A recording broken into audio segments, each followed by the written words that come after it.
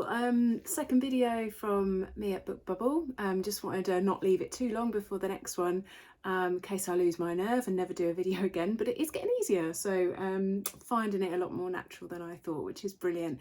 Anyway, hello everyone. I thought today I might talk to you briefly about the condition of my books, because it's something that's really difficult to get across online on a website, is the condition of the books that I'm buying and selling to you.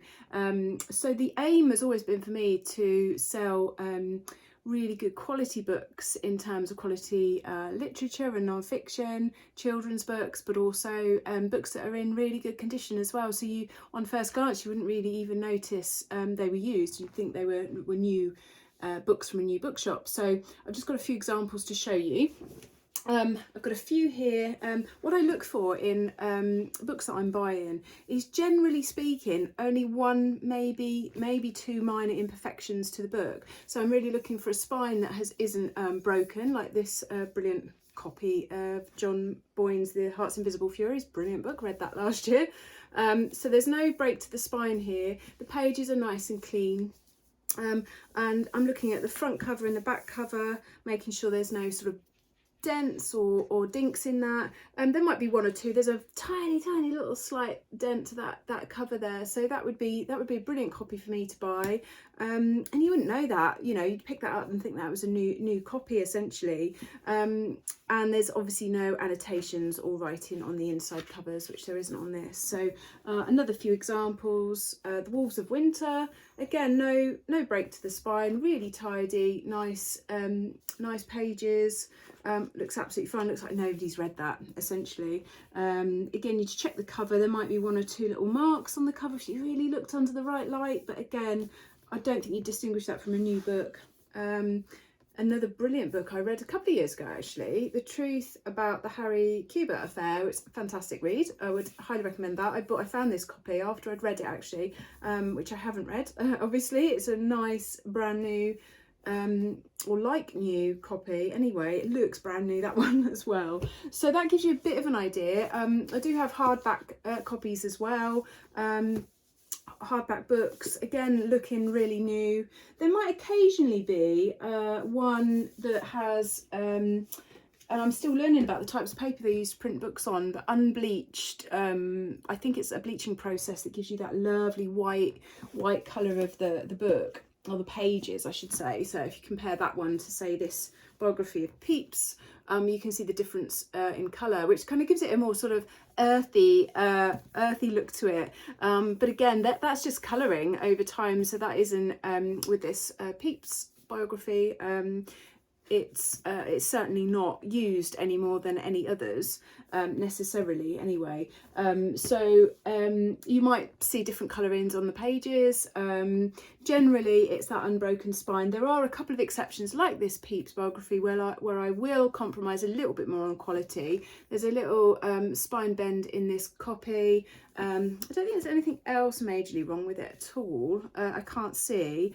But it's such a lovely biography, and it's got so much content in here. It's got these lovely pictures and photos along with the biography itself. It's a lady called Claire Tomalin who's written that.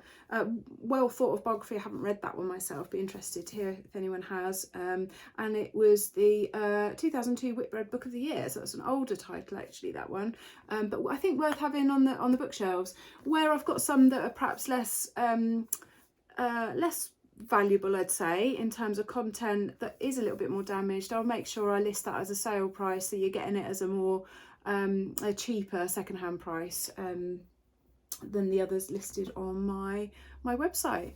Okay, I just thought I'd share that with you. Quick update with what I'm reading at the moment as well. I'm very slowly working my way through Esther Freud, The Sea House. It's a book that my husband's been telling me to read for ages, and I've finally got round to it. I'm finding it that I'm dipping in and out of it just every now and again. Actually, I might read a chapter every other day, and that's sort of satisfying me. It's not one of those books where you're sort of devouring it.